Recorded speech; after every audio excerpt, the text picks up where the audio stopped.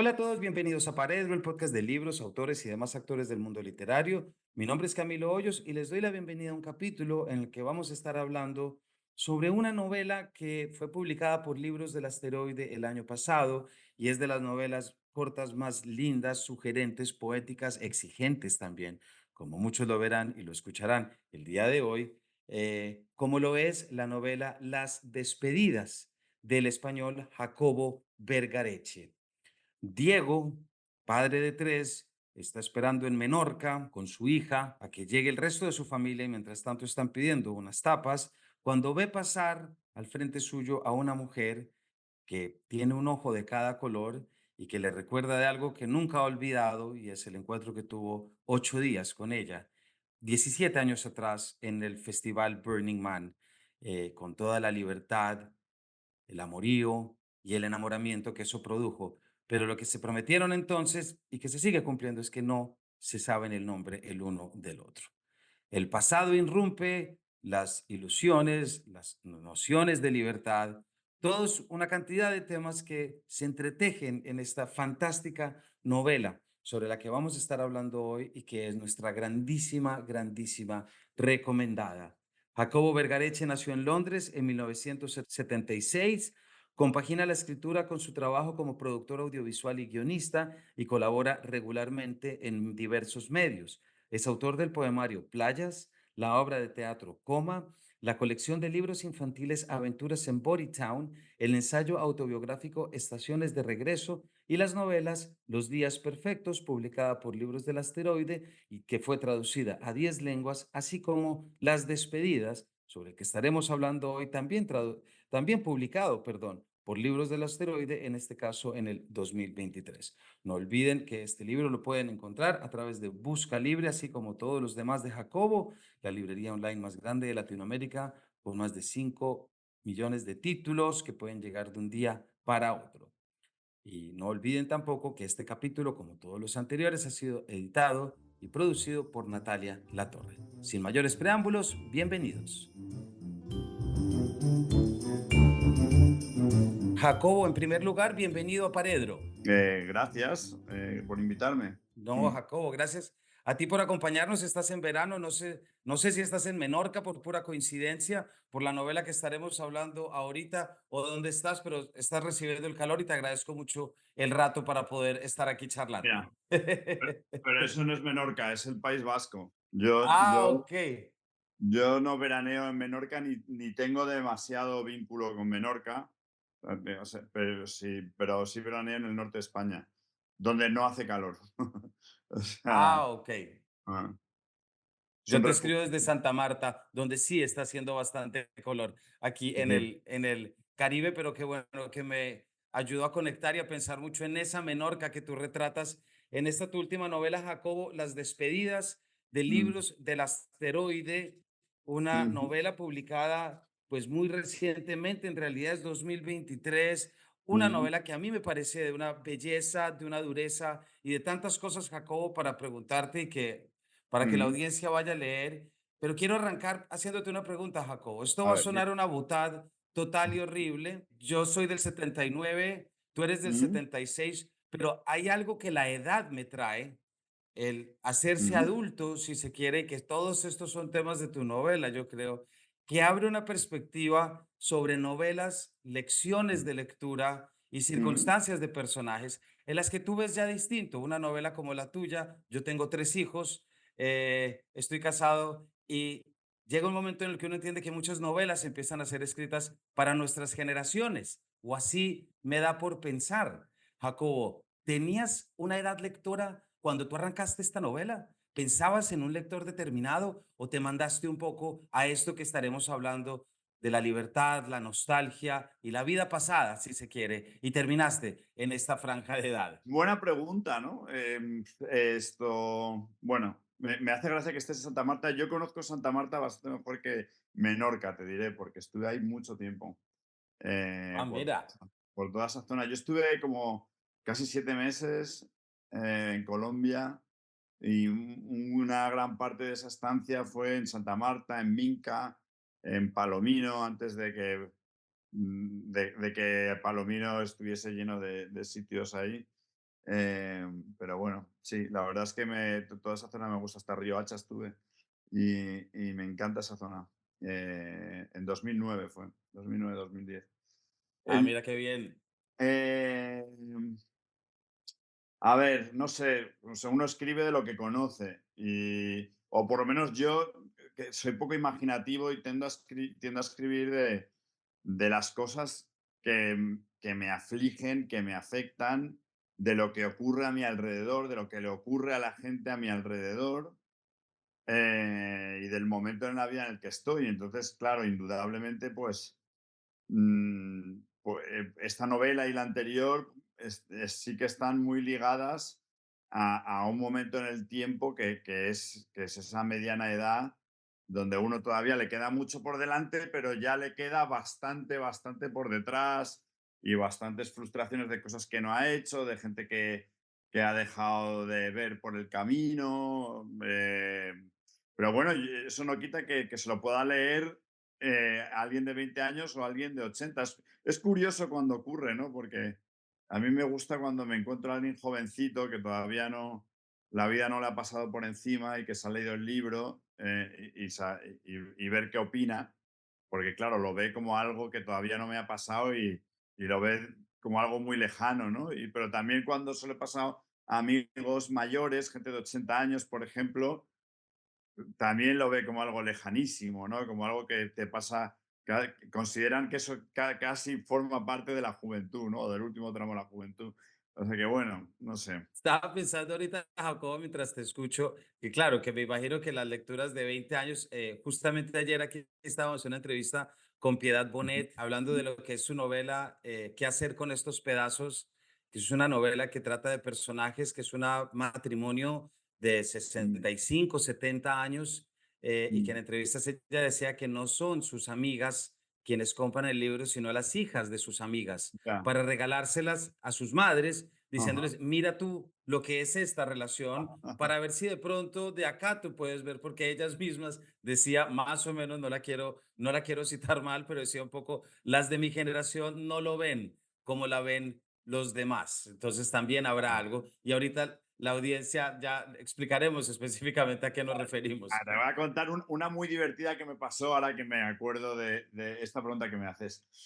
Pues este libro, esta novela, Las despedidas, está muy ligada y comparte personajes con la anterior, ¿no? Los días perfectos, y todo va así, crisis matrimoniales y amantes y pues, yo que sé, el pasado que vuelve, bueno, todo este tipo de cosas, que son temas compartidos entre las dos novelas.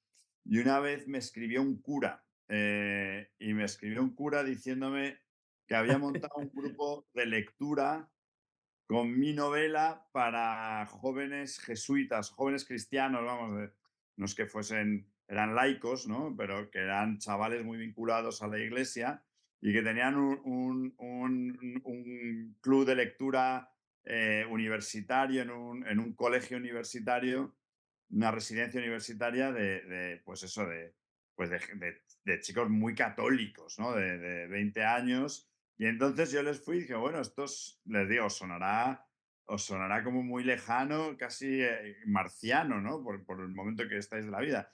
Y dijeron, no, no, pero es muy útil leer esto porque nos queremos preparar para un matrimonio cristiano y no queremos que nos pasen las cosas que les pasan en tu libro a los personajes.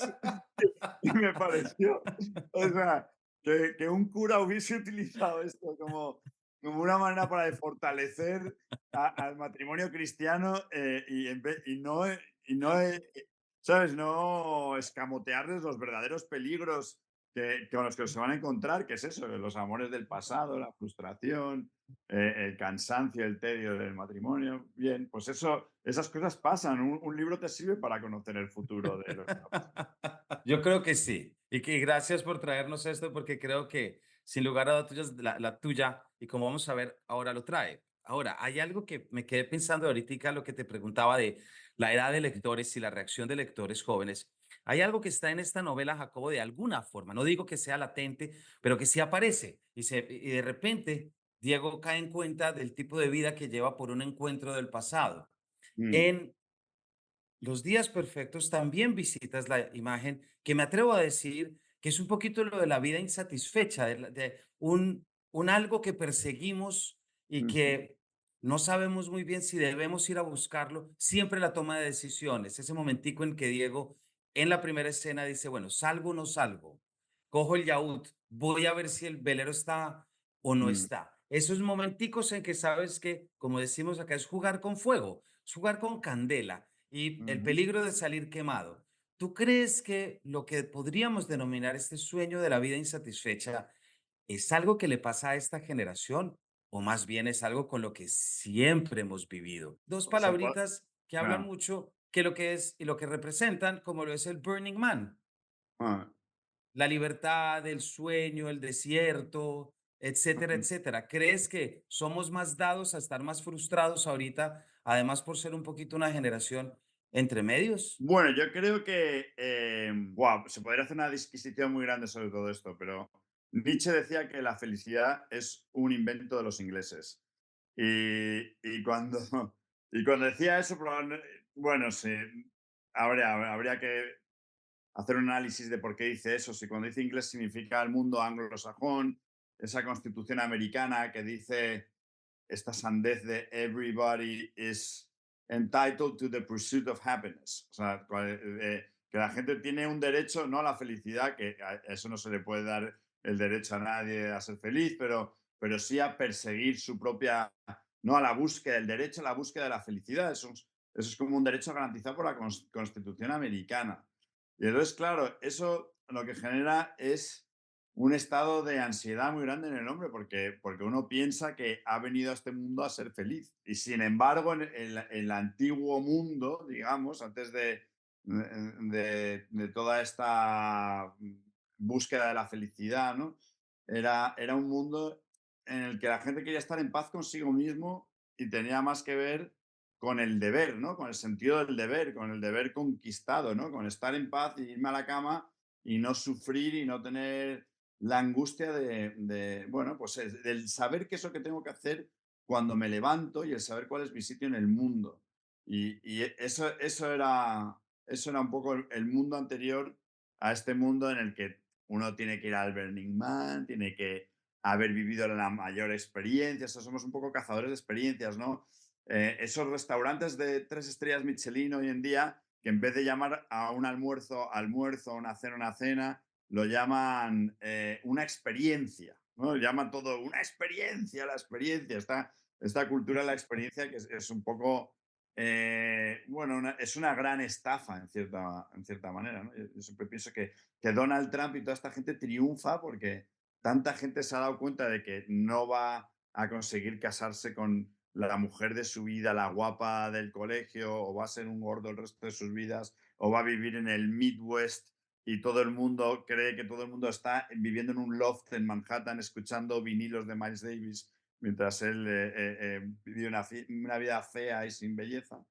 Pero qué duda cabe que hoy en día como el burgués de clase media o media alta, bueno, pues vive muy orientado no hacia la cultura del deber y el saber dónde tiene uno que estar, sino a las grandes experiencias, ¿no? De habérselo follado todo, haber sido al Burning Man y haber tenido una epifanía lisérgica, haberse tirado por un helicóptero esquiando por Canadá, en fin, sí, claro, ese mundo está ahí. Y además, traigamos de nuevo este cura que te pone este mensaje, Jacobo, no, a uno olvida quizás por vivir, por el deseo de la sociedad progre, libertaria, democrática, Ujú. incluyente, Mm, que eso es lo que tienes que hacer. ¿Y cómo mm, vas a desaprovechar la oportunidad de irte a Burning Man, a follar todo lo que mm. puedas, a consumir todo lo que puedas? Hazlo ahora porque luego, ¿qué? Te caerá el matrimonio. Efectivamente, luego te cae. Bueno, pero ni siquiera, es que ya ni siquiera estamos en esa. Estamos más allá de eso, porque ahora si el matrimonio no te gusta, te separas y vas a por la siguiente. Ahora estamos en el Tinder, que no me gusta, no me gusta, siguiente, siguiente, ¿no? Estamos Exactamente.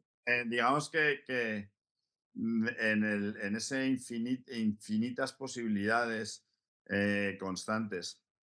Entonces, bueno, mis personajes son personajes que están aburridos de sus vidas y que de repente mm, algo les recuerda, les hace recordar que no tienen la vida que realmente querían, ¿no? O sea, que normalmente es una mujer, es un amor.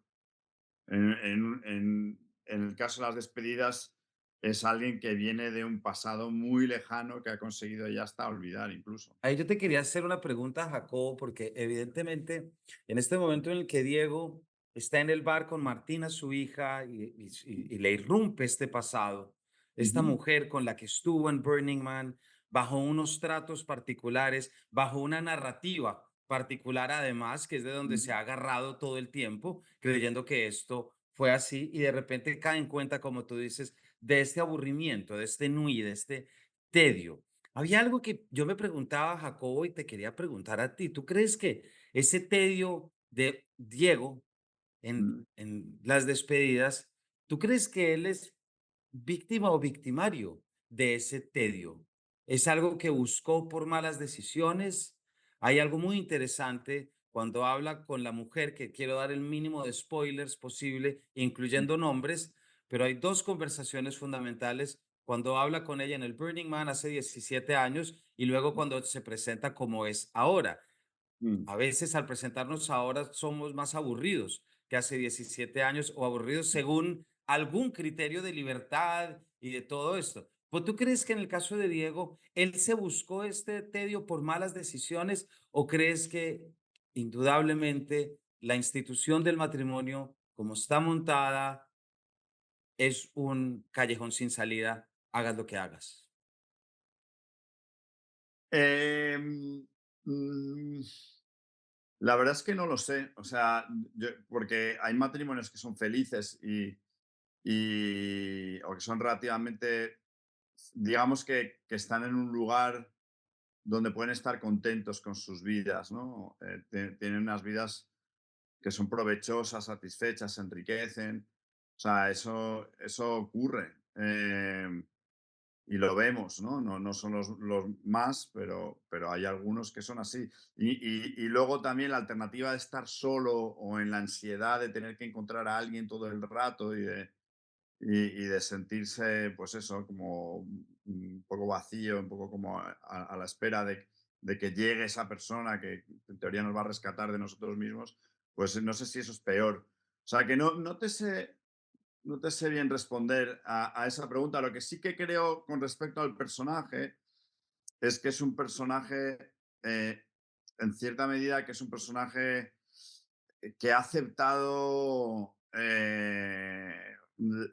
o sea, como el- lo- el- la fórmula convencional de triunfo, ¿no? De tienes que tener, pues eso, pues tres casas, este trabajo, esta mujer, esta vida, esta forma de ser, y que bueno, y de repente en el momento en que ha visto la posibilidad de ser de otra manera, o una mujer que le ofreciese otra visión del mundo, de repente se tambalea un poco esa estructura que él ha construido, ¿no? Que es una estructura de una persona que ha conseguido con mucho esfuerzo todo lo que se suponía que debía desear, ¿no?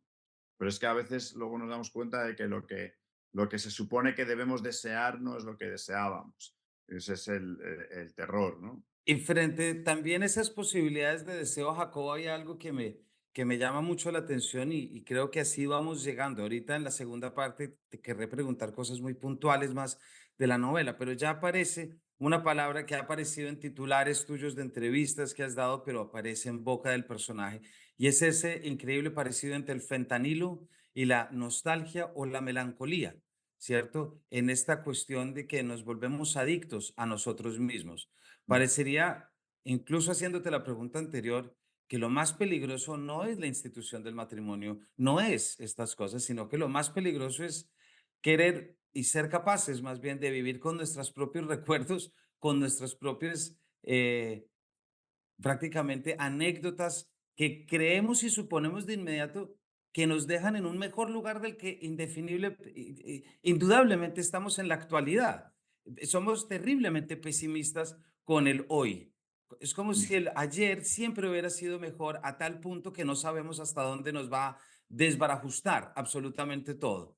Y vaya y vea. Bueno, a ver, o sea, la idealización del ayer ocurre cuando uno está frustrado con su presente, si no, ni te acuerdas del ayer. Muchas veces eso pasa en determinados momentos de nuestras vidas. Digamos que el pasado adquiere un peso grande porque se convierte en un refugio frente al presente, ¿no?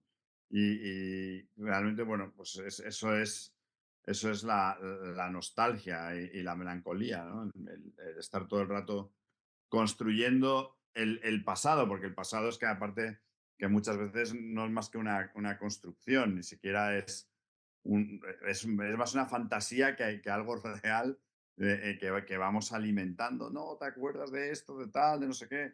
Pero cuando nosotros miramos con ese ánimo fabulador hacia el pasado, a reconstruirlo, realmente es porque, bueno, como una reacción hacia el presente. Que eso les ocurra a algunas personas, wow, yo creo que a todos en determinados momentos de la vida, ¿no? Donde el presente no tiene mucho que ofrecer y uno tampoco se imagina bien su futuro.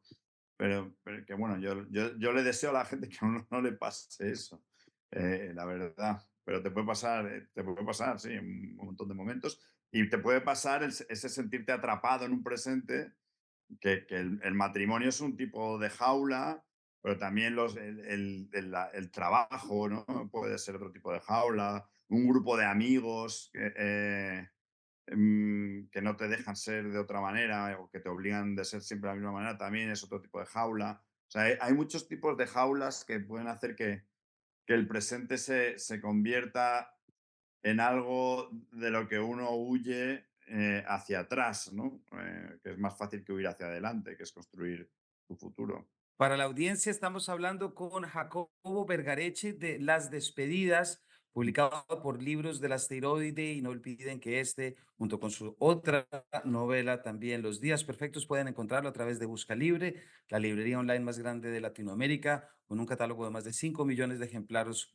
Escuchan el capítulo hoy, pueden pedir hoy el libro y les estará llegando mañana mismo. Jacobo, te quería preguntar, frente, por supuesto, esta es la novela después de Los Días Perfectos, pero em, hay algo que me parece muy valiente, que por supuesto es muy exigente, y es el armazón de toda la novela, porque hay Mm. unos juegos con las coincidencias, con las noticias que vienen de atrás, que digámoslo, no son absolutamente, no es que sean completamente sorprendentes, sino que también funcionan muy bien dentro de el retrato y el marco narrativo que tú estás usando. Pero yo creo que eso debió haber sido muy exigente porque cómo optar por cuestiones que pueden ser, digo, entre comillas, y por supuesto con mucho respeto, comunes, pero aún así permanecer con una fortaleza emocional muy grande, aunque tú te empieces a pillar de pronto eso que va a pasar.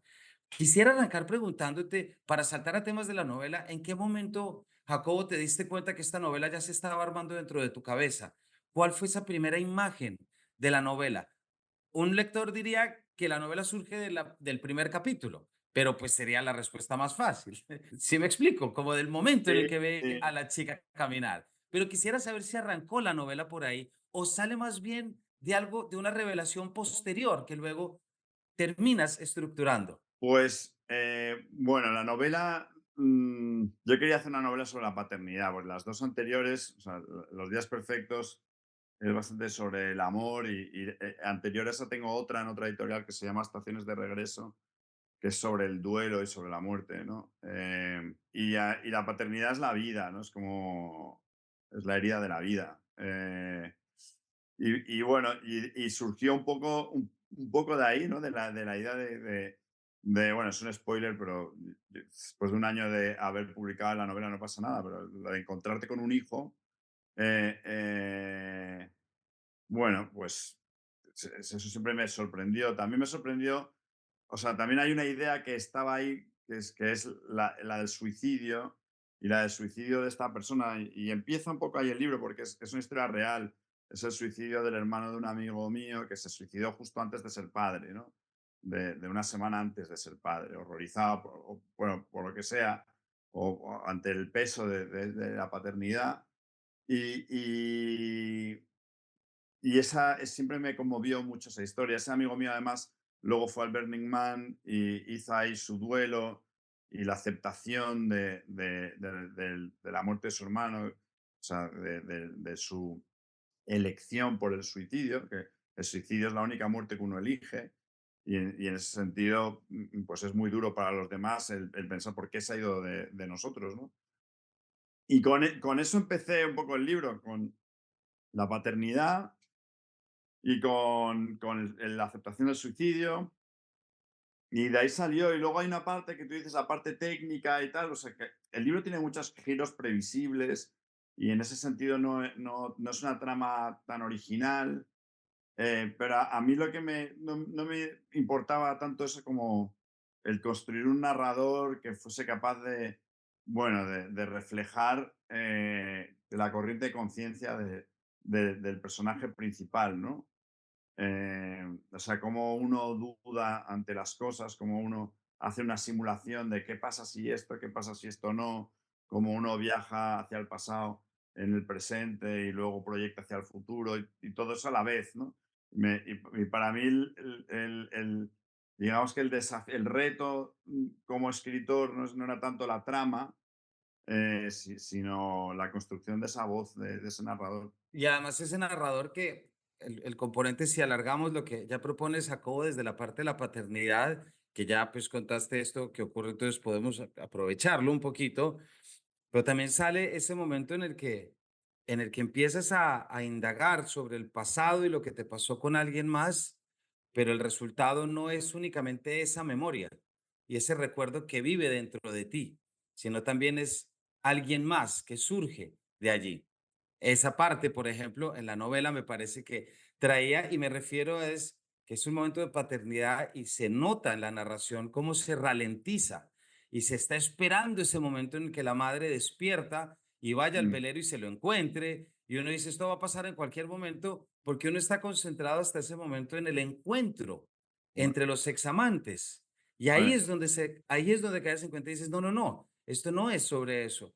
Aquí se está desarrollando un vínculo de otra calidad ujú, que cómo entra a jugar en el puramente emocional amatorio, es mm, decir, los vínculos de la carne, los vínculos familiares que me parece que tienen en tu novela entran a jugar en un diálogo muy bonito frente al amorío, porque por un lado está el primo y gracias a esta mujer es que él supera el suicidio de su primo. ¿Y qué se le va a hacer? Podía estar ya, ser padre, lo que quieras, pero es qué tanto nos ayudan a veces ciertas personas que deben aparecer para mm. ayudarnos en cuestiones cercanas. Me parece que hay un diálogo muy bonito y muy poético en tu novela frente a eso. Sí, o sea, hay una cosa que a mí siempre me ha llamado mucho la atención, cómo necesitamos a veces de desconocidos para que hagan de palanca, ¿no? En nuestras vidas y nos ayuden a movernos de donde estamos atascados. A veces nos quedamos ahí atorados, como encallados en un sitio y realmente nadie nos puede sacar de ahí más que un desconocido dándonos un punto de vista diferente, ¿no? Otro lugar, un lugar donde apoyarnos para ver el mundo desde otro sitio, desde otra perspectiva. Y esto es muy importante, ¿no? Cuando en un suicidio, por ejemplo, se ve, en un suicidio o en cualquier muerte, que todo el mundo a tu alrededor está destruido y cada uno aguanta el palo de su vela como puede, pero nadie te es capaz de darte una historia nueva, ¿no? Un relato nuevo, una manera de ordenar las cosas con otro punto de vista, porque todo el mundo está ahí roto. Entonces necesitas a un desconocido muchas veces, que es el que te permite una visión fresca, ¿no? Los psicólogos, por ejemplo, que muchas veces nos ayudan a ver las cosas, son gente que no conocemos de nada. Y los curas antes, que tú ibas ahí, el cura era un desconocido al que le contabas tus cosas y tus secretos en busca de una respuesta, ¿no? Y entonces hay un gran valor en encontrarte a alguien que no tenga ninguna expectativa con respecto a quién eres tú y a lo que debes de creer y que no tenga miedo bueno, que tú no tengas miedo hacia él de defraudar ni de decepcionarle Y entonces ahí se crea un vínculo extraño de repente donde este desconocido te puede desatascar, ¿no? Puede ser la palanca. Y eso me parecía muy interesante. También es interesante, Jacobo, decidir irte por un tema como la paternidad, porque ya sabemos que la paternidad en los últimos años pues ha tenido sus altibajos, Ujú. seamos honestos, ha tenido sus malas propagandas merecidas, pero a un punto en que tristemente también pues puede terminar encasillada, casi como que cualquier paternidad es Ujú. una paternidad que está mal hecha.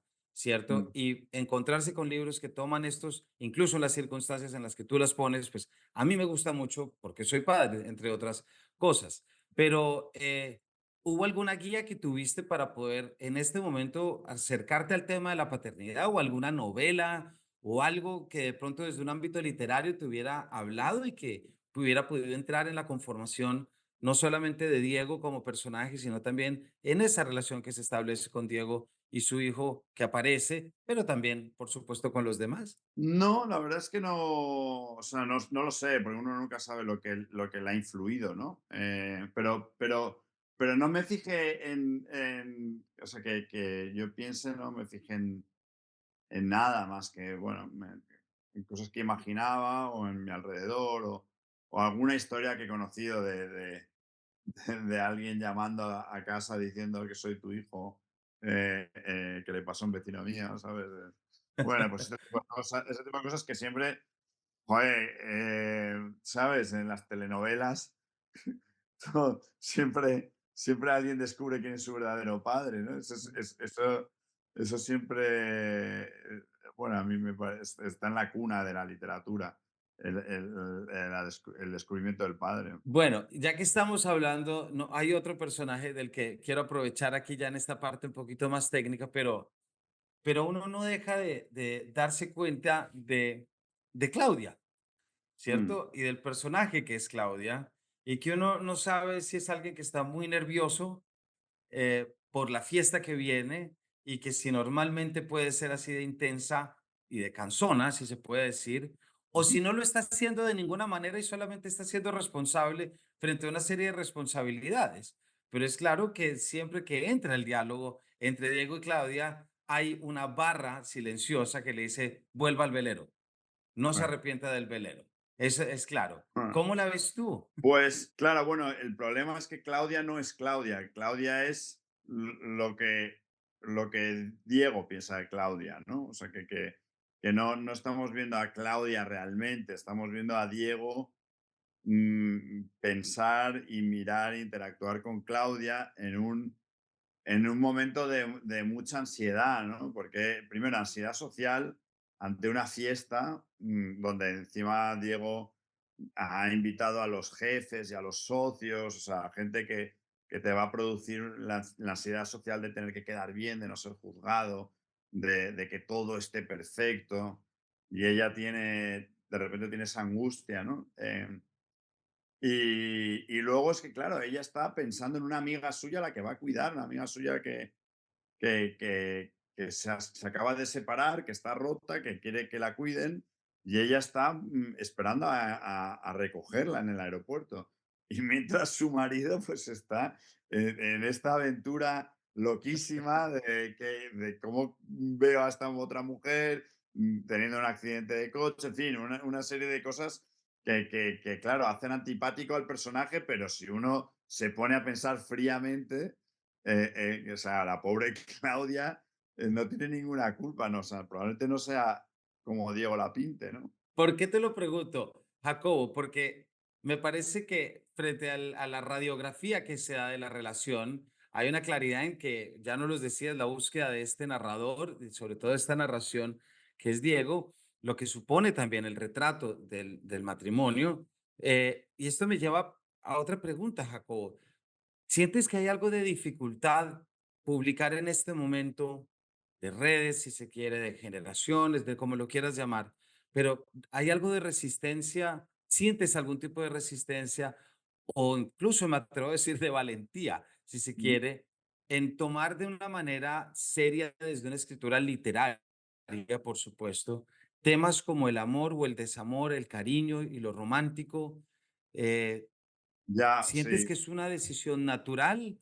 te sale tranquilamente o en algún momento reconoces y dices, este es un tema particular, X y Bueno, Y? yo claro, yo tengo una ventaja, eh, enorme frente al resto de a muchos otros escritores y escritoras, y es que, soy un hombre blanco convencional, privilegiado y que no tengo nada que defender, no puedo sentir orgullo por nada, no tengo ninguna bandera, y no tengo, o sea, ninguna causa por la que luchar más que la Virgen del Rocío me mantenga exactamente como estoy, un poquito más.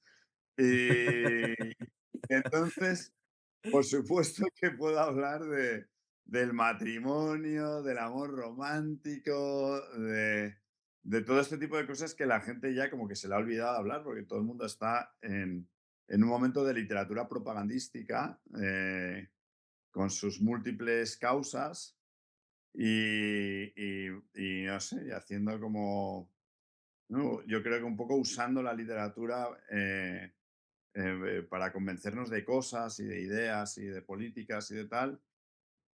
Yo, pues, tengo la suerte de no tener ninguna idea política que proponer y ninguna causa. Entonces, bueno, pues hablo de lo de siempre, de que alguien se muere, alguien nace, unos se enamoran, otros se desenamoran. eh, pues eso. ¿Y eso te ha hecho sentir alguna reacción particular del público, Jacobo, para bien o para mal? ¿Has Y tenido bueno, lectores que te exigen y otros que te eh, agradecen? tengo muchos lectores que me agradecen porque realmente la gente necesita como leer esas cosas, que son las cosas que les pasan a ellos y que les importan, ¿no? De cómo aguanto yo un día más en esta casa o en este trabajo, o en todo este tipo de cosas. También tengo, pues eso, otra gente, Dios mío, esta es literatura snob, machista, tal, pues las cosas que ya sabemos que estamos expuestas los escritores, ¿no? Que hoy en día, bueno, pues eso, pues a que te juzguen por, pues, o por clasista, o por machista, o por elitista, o por lo que sea, pero bueno, yo, o sea, como yo ya tengo por descontado que eso es a lo que me voy a enfrentar, pues no me preocupa mucho ese tipo de críticas, ¿no? Más bien que el libro que esté bien es lo que más me importa, o que haya o que o sea, que haya una comunidad de lectores que a los que ese libro llegue, les diga algo, me devuelvan algo, se genere un diálogo en torno a estas cosas. Eso es importante. Y desde luego el matrimonio, el duelo, el suicidio, em, todo este tipo de cosas son problemas que la gente tiene, de las que quiere hablar y le interesa leer, ¿no? Y yo ahí creo, Jacobo, ya para cerrar y para complementar que a mi juicio, por lo menos, el mayor compromiso tiene que estar con el lenguaje literario, tiene que estar con la escritura literaria. Y no importa el tema que se quiera abordar, sea este ideológico o no, cuando se aborda con esa rigidez que tú lo haces desde la evocación y la forma de meterse uno a leer sobre estos personajes, pues te da la razón en todo lo que acabas de decir, en la inmensa importancia que es volver a contar historias porque nos ocurren. Y hay múltiples otras cosas que también ocurren y cosas que Mm, no ocurren y que resultan en injusticias. Sí, pero bueno, no por eso podemos olvidar estos instantes y ese primer capítulo que vuelvo y que me quedó a mí metido, pero la vida muchas veces ocurre como arrancando ese poema de A una transeúnte de Baudelaire, pero que no queda únicamente bueno, como una bueno, bueno. transeúnte, ¿verdad? Y que lo ves y de pum, y se abre un mundo y ahí también hay literatura y hay vida. Sí, ese poema es una maravilla, desde mis favoritos, claro. Y yo creo que todos los lectores que nos encanta ese poema, Jacobo, no podemos hacer más que pensar en ese instante que es, voy a buscar O tú que lo esa, supiste, o tú que lo supiste. exactamente. O tú que lo supiste y yo que te hubiera amado. Voy a buscar ese huracán que se forma en la mirada o me quedo más bien aquí tranquilo en la calma de donde no está lloviendo. Y tu personaje acude al huracán y sí. creo que también recuerda que la vida tiene unos actos valientes, a veces peligrosos. Me quedo con la idea del sacerdote poniendo a leer a sus lectores acerca de lo que no quiere Es que que le es un buen pase. cura, nos hemos hecho, sabes que nos hemos hecho muy buenos amigos y fue el que me presentó luego las despedidas. Le llamé yo y digo, oye, quiero que seas tú el que presentes esto. Estoy harto de que presenten otros escritores y que digan, qué bien el libro que has escrito, para que luego tú les presentes a ellos y digas lo mismo. Digo, prefiero a este cura que me dijo además que le parecía peor que el otro libro, que es esta concepción de la paternidad que tiene esta mujer. Fue divertidísimo, o sea, tuvimos una discusión de verdad, ¿sabes? Sin hacer prisioneros. Y ese ejemplo también recuerda que precisamente esos ideales culturales no nos pueden hacer prisioneros a creer que todo el mundo piensa igual. Hay Mm, gente que precisamente todo esto que lo que tú hablas de la experiencia, de la vida y todo esto, pues hay otros derroteros y no por ujú. ser eso pueden ser pacatos o como se quieran llamar, no son otras formas de vida y creo que el ejemplo está muy bien para una novela que apela tanto como este y que yo desde acá recomiendo con todas las ganas y de manera encarecida que por favor vayan a buscarla porque, bueno, ya creo que ha sido claro por todo lo hablado. Jacobo, muchísimas gracias por tu Sí. tiempo, por regalarnos esta tarde de verano del País Vasco. Muchísimas gracias. Venga, hasta luego. Hasta luego, Jacobo. A todos ustedes, Adiós. gracias por habernos acompañado y nos vemos en otra próxima edición de este Paredro.